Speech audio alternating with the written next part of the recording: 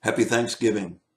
Shout joyfully to the Lord, all the earth. Serve the Lord with gladness. Come before him with joyful singing. Know that the Lord himself is God. It is he that has made us, and not we ourselves.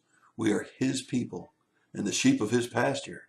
Enter into his gates with thanksgiving and enter into his courts with praise. Give thanks to him. Bless his name, for the Lord is good. His loving kindness is everlasting, and his faithfulness is to all generations. I want you to take just 5 looks today. The first look is to look at your house and then think about the homeless. In Greenville this past week, there was a man that died of hypothermia, exposure because he was a street person, couldn't get out of the cold weather. So think about how thankful you are for the house that you sit in, whether you own it or whether you rent it, or whether it's an apartment. Just think how thankful we ought to be for our homes and the shelter over our heads. The second look is at our meal today.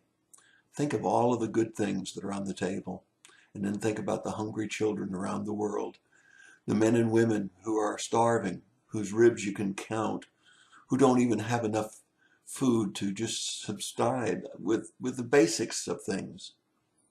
The third look is to look at yourself. Look at your clothing. Think how blessed you are to have adequate clothing and how many people don't. Take a look at your health. Although you may have lots of aches and pains and maybe even a terminal illness, you're still here. You have a little bit of more of life, and God has blessed us with those lives. Then take a look at the other people around the table. Be thankful for them, for they're friends. You wouldn't have invited them in if they weren't. You may not agree on everything, and you may not like everything about everybody that's around the table, but be thankful because you have friends, because you have family, and because you have a chance to sit down and fellowship with them.